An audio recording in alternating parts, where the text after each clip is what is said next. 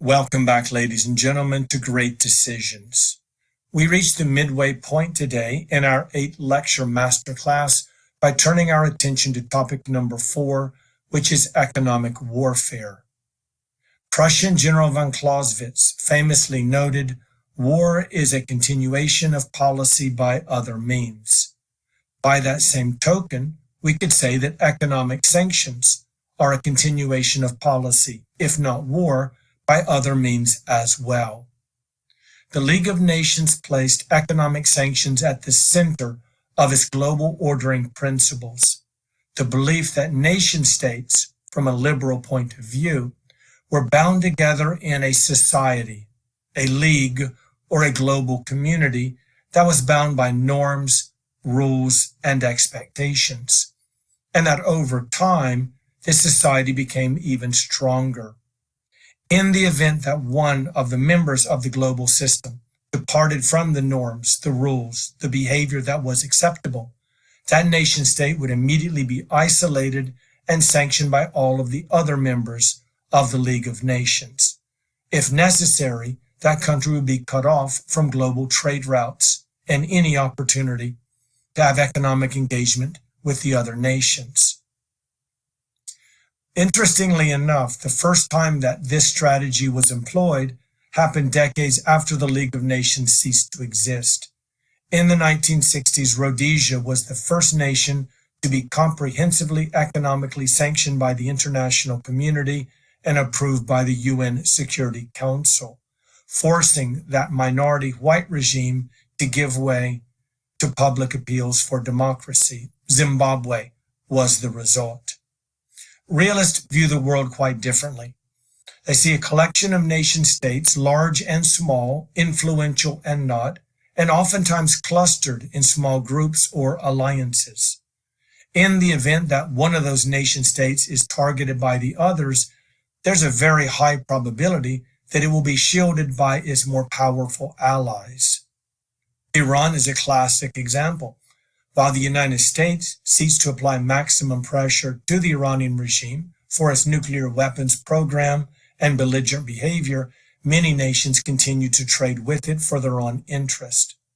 Efforts to boycott, divest, and sanction Israel similarly have resulted in a divided international community. When we think about economic sanctions and economic warfare, therefore, we have to take into context the relationship that the targeted country has with other nations in the system. Are they willing to abandon it, to punish it, or are they going to shield and protect it? And that discussion takes place within the context of broader economic policies. We have 3 main considerations today before we turn our attention to U.S. foreign policy options. We begin with economic systems, the declining U.S.-led system of post-World War II, and then we consider test cases for economic sanctions and warfare, Russia and China. Global economic systems have evolved over time. In the early part of modern world history, from 1500 until 1945, the dominant system was called mercantilism. After World War II ended, the United States led a global system based upon market principles, free trade, and capitalism. Over the course of the past 20 years or so, we've seen that system in decay, making us wonder, will there be a wholly new economic system or some sort of mix of capitalism and mercantilism? So what exactly is mercantilism?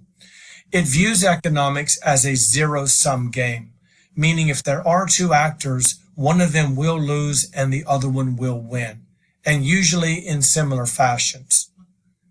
It places national interest and control over the economy above all other concerns, and it places a very high premium on a surplus trade balance.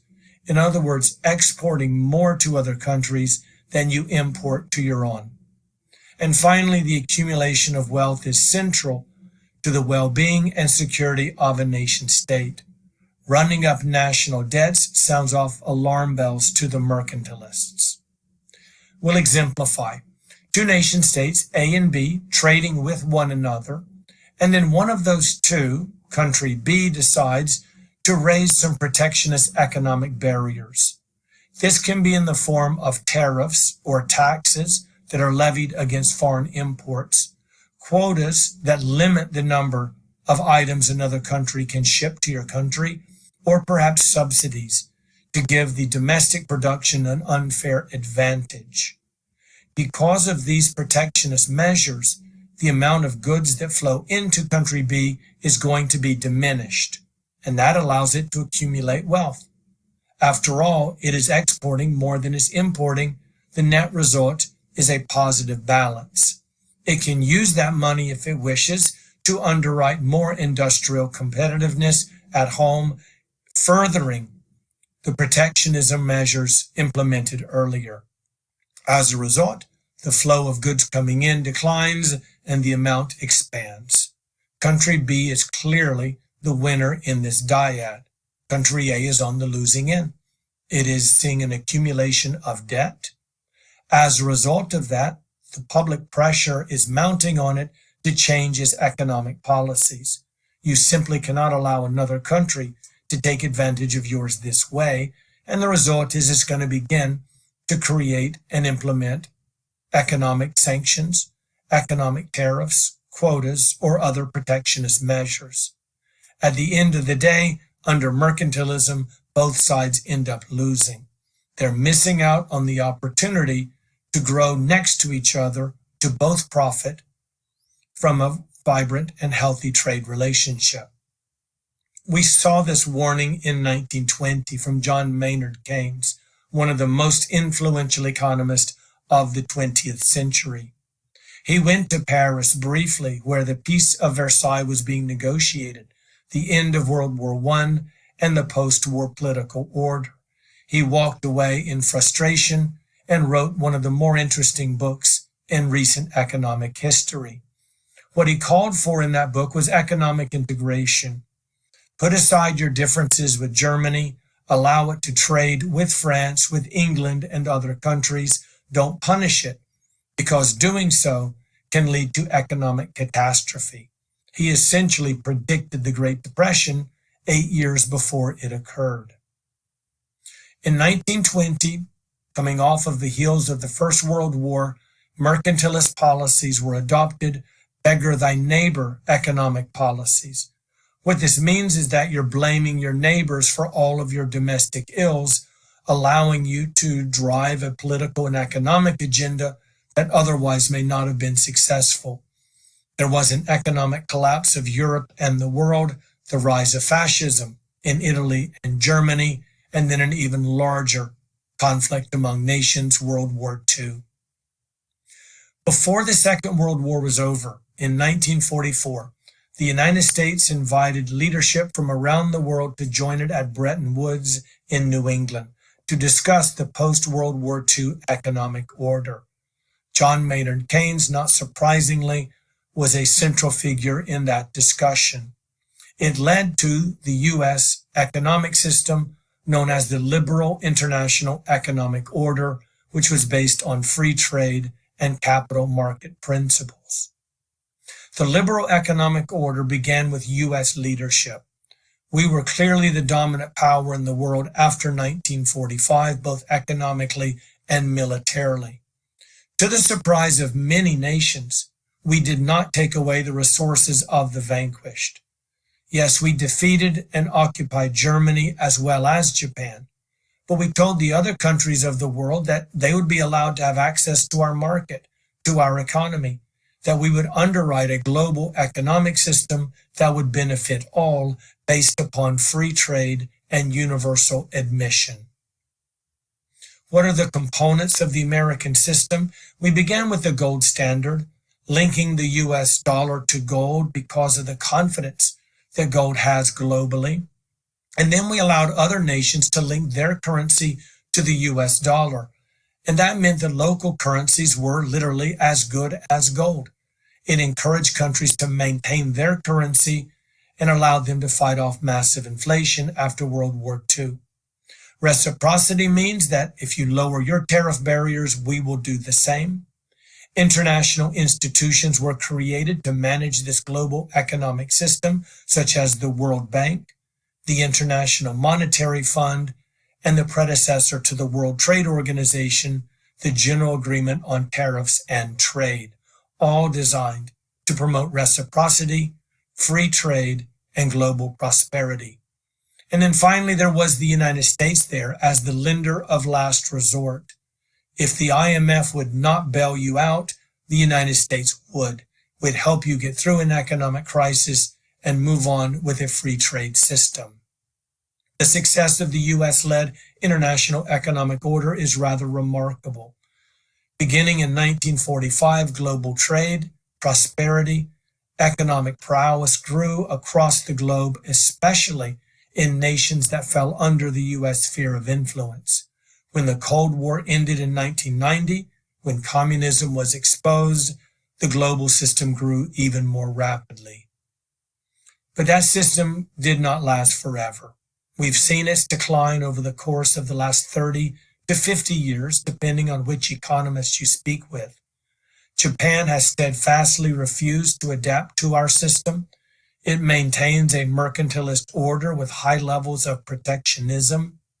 China has risen, taking advantage of the global system led by the United States, but it as well is manipulating its currency and preventing free access to its markets. A relative economic leveling of the world. This is, after all, the natural conclusion of capitalism. Everyone can succeed, no guarantees, of course, but as the global system erases the boundaries that separate economies, everyone in the world begins to catch up with those above them. And waning American support for a global free trade regime. The economic order is viewed more as benefiting the world and globalist elites as opposed to people who live in the American Midwest or who struggle, especially in rural areas. U.S. support for international free trade was at a low point before World War II. Then came the realization that global free trade was in our interest, and popularity rose rather rapidly. When Nixon took the U.S. off the gold standard, and in the aftermath of the OPEC oil crisis, we began to see a movement away from the so-called long decade, which from 1948 until about 1970 was one of great economic prosperity. There was continual decline in public support for free trade, and that decline has continued in the aftermath of the Trump election in 2016. The Trans-Pacific Partnership was to be the gold standard, to quote Hillary Clinton, of Pacific free trade. It was to erase borders, economic boundaries, and allow for massive movement of goods and services across the entire region. It was proposed in 2015, strongly endorsed by the Obama administration, linking these 12 countries, minus the United States, which opted out of the Trans-Pacific Partnership. One of the reasons we have fallen out of love with free trade is the people that it does leave behind. Capitalism does not guarantee success. It guarantees the opportunity to succeed. There will be winners and there will be losers. Unlike mercantilism, capitalism sees far more winners than it does losers. Trade creates national prosperity, and over time, a nation's wealth will grow as indicated here. But as it does, especially as the global economy becomes more integrated, there will be losers at home. People who cannot compete with low wages in the Philippines or Mexico, cannot produce products that are suddenly in demand and provided by China. And over time, while the national prosperity continues to rise, the number of people who feel disenchanted, who feel they've been taken out and not given a fair opportunity will continue to grow. If there is a politician who can speak to those people, whether it is Patrick Buchanan of the late 1980s or Donald Trump of 2016, a populist message will be very appealing, and that can become very significant political clout in a national election. Mr. Trump moved the Republican Party a great distance from where Ronald Reagan had positioned it in the 1980s. Reagan, like his counterpart in the UK, Margaret Thatcher, was a stalwart when it came to free trade. He believed deeply in capitalism, open competition. He had confidence that the United States could always prevail in economic relations with other countries. By 2016, much of America was more in line with Donald Trump and his argument that Japan and China have cheated us out of economic prosperity and economic growth. Even Hillary Clinton, who called the Trans-Pacific Partnership the gold standard by 2016 in a presidential debate, said she as well would pull the United States out of that agreement. So what sort of system is next? If capitalism and free trade are in decay, is there an obvious successor? We begin by looking at the features of the current system. Rather modest leadership, given the decline in the United States in its interest in international free trade, rising nationalism happening almost everywhere, in Asia, Africa, Latin America, North America, and Europe as well, and with it the rise of protectionist barriers, both for trade and immigration. Serious challenges to the supply chain, our ability to keep products moving, important products, across a multifaceted, multi-nation system has been under stress for the past decade. And we're also seeing something emerging in the form of separating spheres of economic systems. During the Cold War era, there was East and West. Ours was always more impressive. It grew economically. The Soviet communist system was never very impressive, and it shrunk economically. When the Soviet Union went away, when communism ended, the United States was the lone economic actor, and by the 21st century, our economic appeal was dominating. However, we have seen of late countries like China, Russia, and India indicating a willingness and interest to cleave off a portion of the globe and trade outside of the U.S.-led economic system. And it's quite possible that other cleavages will emerge, that will see fracturing in the global economic system. And while the U.S. remains the indispensable and dominant economic actor, with trade and ties to all nations, it very likely will improve and increase ties, strengthen them with nations that trade within its economic sphere. We look now at a couple of test cases for economic sanctions, economic warfare. We'll look at Russia and China, beginning with Russia and its recent war in Ukraine. The invasion in February of 2022 led to historic levels of economic sanctions. No one could have predicted the level and the extent of the sanctions imposed on Russia. They are global in nature, and they involve not only nation states directing their economies to go away from Russian markets, but corporations and individuals. When Russia invaded Ukraine, it was fully aware there would be economic pain in the form of Western sanctions. We sanctioned them in 2014 for Crimea. We sanctioned them in 2008 for Georgia, but those were modest sanctions. The West, the United States, France, Germany most notably, had other plans. We wanted to sanction them thoroughly. What actually happened is that the entire globe joined in on the sanctions. Now, don't misunderstand me. Only about 15% of countries in the world are currently sanctioning Russia, but they happen to be 15% of the most important countries to trade with Russia. So the extent of the sanctions is rather remarkable.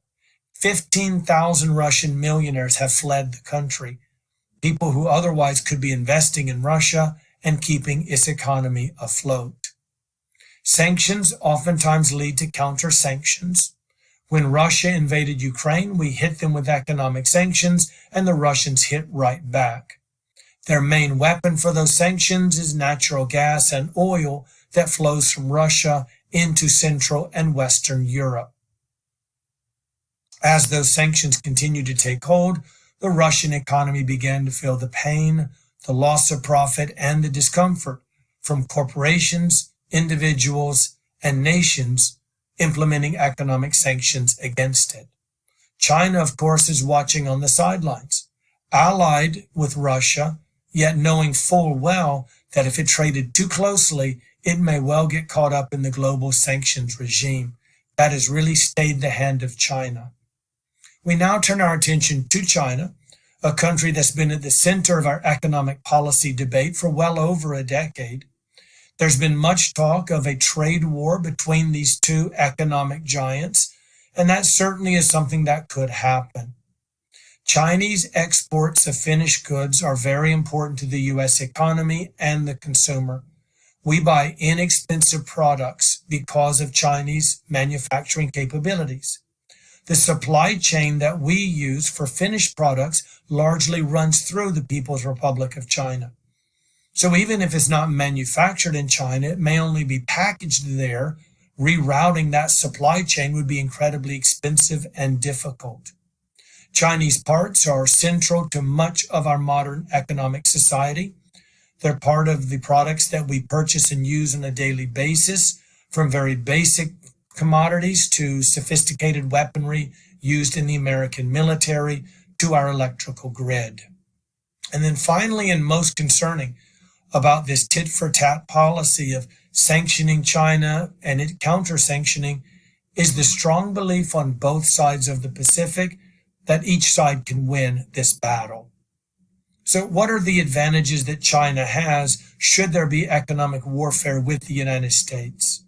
Well, the American politics get in the way of any concerted, consistent American response. If you're in office, including the White House, you blame everything on the previous president or senator or member of the House, and you say their policies were all wrong, so you're going to change them. What that means is that if the previous president was sanctioning China, those sanctions are going to be diminished with change of leadership. And the fact that Americans have elections every 2 years for the full House, roughly a third of the U.S. Senate, and every other 2-year cycle, of course, for the White House. And what that means is that any short-term pain in economic well-being because of a trade war with China has incredibly impacting influences on elections. China doesn't have to be bothered with elections. It doesn't have any. It can focus on the long term as opposed to 2 or 4 year cycles. The United States also has advantages, namely the trade imbalance. For every product we ship to China, we import 4 from China. And that means if we slow down our economic trade with the Chinese, they're going to hurt at a 4-to-1 ratio to us. And then secondly, our economy is just so much more impressive than China's. We could spend an hour easily talking about these in comparative fashion. Safe be it to say, the American economy is thoroughly more impressive. Both sides believing they can win an economic fight means that economic sanctions and possibly a trade war remain a very real possibility moving forward. Finally, we turn to U.S. foreign policy options as it relates to economic warfare. We cannot look at economic trade as all good or all bad. There are benefits and costs to free trade. There are benefits and costs to all positions. The liberals tend to focus on economic growth that is associated with free trade and capitalism and the so-called peace dividend, which means if nation states trade freely with one another, if they grow economically, they're less likely to go to war with each other. Finally, there's the clarity that is provided when international trade is running smoothly. Conservatives argue that the current system has its downsides, namely unfair trade from countries like China and Japan that are robbing America's heartland of economic opportunities and jobs. Jobs are, of course, dislocated as we ship industries south of the border or across the seas to Asia. And then finally, the conservatives, the realists, argue we can only be truly independent as a nation if we end our reliance on foreign trade. The balance between the two is highly debatable. Which way it tips is one of consistent economic discourse. Neocons and America Firsters are found more on the conservative side, which tells us that our recent trend towards criticizing free trade deals and seeking more economic isolation from the world is likely to continue. One final note to be made is a warning about a very popular Chinese app called TikTok. The owners of that app are very closely associated with the Chinese Communist Party. So popular is TikTok that 1 billion people worldwide subscribe to it, including 2/3 of American teenagers. But it goes well beyond America's teenagers. Educators, general members of society, federal agents, government workers, all are subscribers to TikTok, and that means the Chinese government can track all of their behavior online. It can direct information to them in the form of ads or programming that makes them more likely to view China in a favorable fashion. Or it can sow the distrust that we currently have in American elections. Marco Rubio, one day after the 2022 elections, penned an op-ed in the Washington Post calling for a ban on TikTok. I understand why he waited until after his re-election, because taking away something so popular from such a large amount of Americans is politically unviable. Having been elected, he can now argue it's time to look seriously at this sort of economic threat to America's political and economic well-being. I thank you as always for attending this lecture and look forward to seeing you in week 5 when our attention turns to Latin America.